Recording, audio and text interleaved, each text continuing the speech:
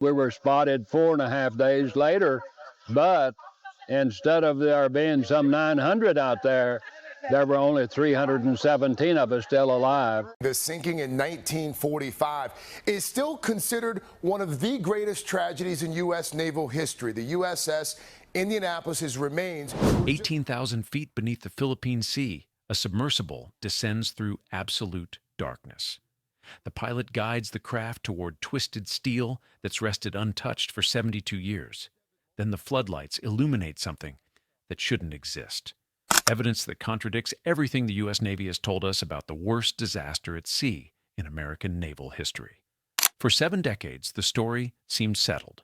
The USS Indianapolis delivered components for the atomic bomb, got torpedoed by a Japanese submarine, sank in 12 minutes, and 900 men spent 4 days in shark-infested waters before rescue.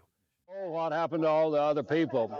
A combination of many things. 1, sharks. 2, hypothermia. Boys drinking salt waters and going berserk. Captain Charles McVeigh was court-martialed and found responsible. Case closed. Except the submersible footage tells a different story, one that implicates not Japanese torpedoes, but American decisions made in classified rooms. And what those cameras found suggests the 900 men in the water were dying to protect a secret that 3 admirals and a president decided was worth more than their lives. July 16, 1945. The USS Indianapolis slips beneath the Golden Gate Bridge under orders so classified that even her captain doesn't know what sits in a lead-lined container on his deck. In her forward hold sits a wooden crate 15 feet long. Armed guards stand watch round the clock. The crew is told it contains critical supplies for the invasion of Japan. What they're not told is that the crate holds uranium-235, enough enriched material to fuel the atomic bomb that will be dropped on Hiroshima in 3 weeks. The Indianapolis makes the crossing to Tinian Island in 10 days, shattering the previous speed record. She arrives on July 26th. The crate is unloaded immediately and taken under heavy guard to scientists assembling the weapon that will end the war. Captain Charles Butler McVeigh receives his next orders. Proceed to Guam for refueling, then continue to Leyte Gulf in the Philippines. The orders include a critical detail. Indianapolis will travel alone. No escort, no destroyer screen. This is unusual. Standard procedure calls for valuable ships to travel with escorts through waters where Japanese submarines still operate. What nobody tells Captain McVeigh is the Japanese submarine I-58 is hunting in exactly the waters Indianapolis must cross. Intelligence reports received on July 25th confirm enemy submarine activity along the exact route Indianapolis will take. The information is marked ultra-secret, derived from broken Japanese codes. But someone decides that protecting the code-breaking secret is more important than warning one ship. The message never reaches McVeigh. July 30th, 1945, just after midnight. The sea is calm. Indianapolis steams at 17 knots through the Philippine Sea. At 12:04 a.m., 6 torpedoes launch from submarine I-58. 2 find their mark. The first strikes forward on the starboard side. The explosion obliterates the forward compartments. The second hits further aft, destroying the fire rooms and flooding the engine spaces. Within seconds, Indianapolis loses all power. The lights fail. The radio goes dead. Captain McVeigh orders an SOS, but there's no power to send it.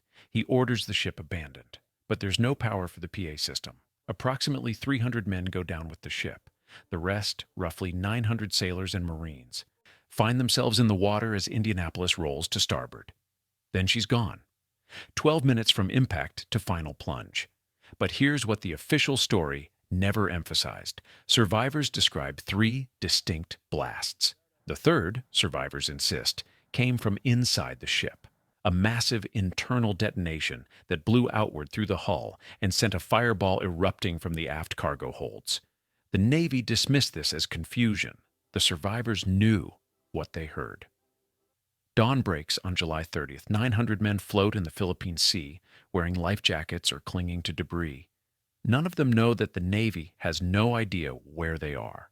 When Indianapolis fails to arrive at Leyte Gulf on July 31st, no one reports it, Because Indianapolis was traveling without escort, there's no other ship to notice when she stops transmitting. Hundreds of men are dying, and nobody's looking for them. The first day is survivable. Men organize into groups and believe rescue will come soon. By nightfall, reality sets in. Dehydration begins. Saltwater ulcers form on exposed skin. And then the sharks arrive. Oceanic white-tip sharks are drawn by vibrations and the scent of blood. They attack. Survivors describe sharks coming from below and pulling men under without warning. Somewhere between 50 and 150 men die from shark attacks over the next 4 days. By day 2, men begin drinking seawater. Those who drink descend into madness within hours. They see islands that don't exist and swim toward them, separating from the group and dying alone. Day 3. Men begin to simply give up. They take off their life jackets and slip beneath the surface. On August 2nd, a Navy patrol bomber spots something in the water. The pilot sees an oil slick and men in life jackets and makes the decision to investigate. By the time rescue operations conclude on August 3rd, 316 men are pulled from the water. Nearly 880 have died. December 1945. Captain Charles Butler McVeigh stands before a naval court-martial. He's the only U.S. Navy captain to be court-martialed for losing his ship in combat during World War II. The charges are negligence, failing to zigzag in good visibility. What the prosecution doesn't mention is that Navy regulations permit a captain to cease zigzagging when no submarine threat has been reported. McVeigh had received no warning about submarine I-58. The most extraordinary moment comes when Japanese submarine commander Mochitsura Hashimoto is flown to Washington to testify. He tells the court plainly that zigzagging wouldn't have saved the Indianapolis. His torpedoes were launched from such close range that evasive maneuvers would have made no difference. The court ignores this testimony. McVeigh is convicted. The stigma destroys him. In 1968, McVeigh takes his own life with a service revolver. He dies believing history would remember him as the captain who lost his ship. What he didn't know was that the submersible footage would eventually prove he wasn't negligent. He was set up. For 72 years, the Indianapolis kept her secrets. That changed in August 2017 when Paul Allen's research vessel located the wreck. But remote vehicles could only film the exterior. They couldn't enter the compartments to see what had caused the explosion survivors described. In late 2023, expeditions returned with submersibles rated to 20,000 feet. What the cameras recorded inside those compartments rewrites the historical narrative. When the submersible reached the aft cargo holds, the forensic evidence told a story the Navy never acknowledged. The damage didn't match a torpedo strike. The steel plating was blown outward, not inward. The blast pattern radiated from inside the ship. This was an internal explosion of massive force, exactly as survivors had described. AI-enhanced analysis confirmed multiple explosion points. The first 2 were Japanese torpedoes. The third came from within the aft cargo hold, approximately 30 seconds after the initial impacts. The submersible cameras documented something else: cargo crates still intact in the flooded holds. Lead-lined containers similar to those used to transport the uranium to Tinian, markings that forensic imaging could still read after 7 decades. These containers held materials related to the Manhattan Project. Radiation signatures detected by the submersible confirmed the presence of radioactive isotopes in concentrations far higher than natural background. The cargo was still emitting. After 72 years in seawater, the Navy had known. They'd known Indianapolis was carrying classified nuclear materials when she went down. The court-martial of Captain McVeigh suddenly made sense. He wasn't being punished for losing his ship. He was being silenced. The court-martial wasn't justice. It was a cover-up.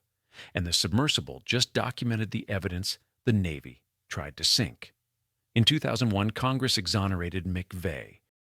But portions of the cargo manifest remained classified. The radiation survey remains classified. 79 years later, the cover-up continues. But the wreck doesn't lie. The evidence waits on the ocean floor for anyone willing to look. What do you think?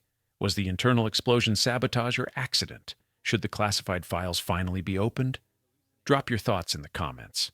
And if you want more investigations into hidden truths, hit subscribe, because some secrets refuse to stay buried.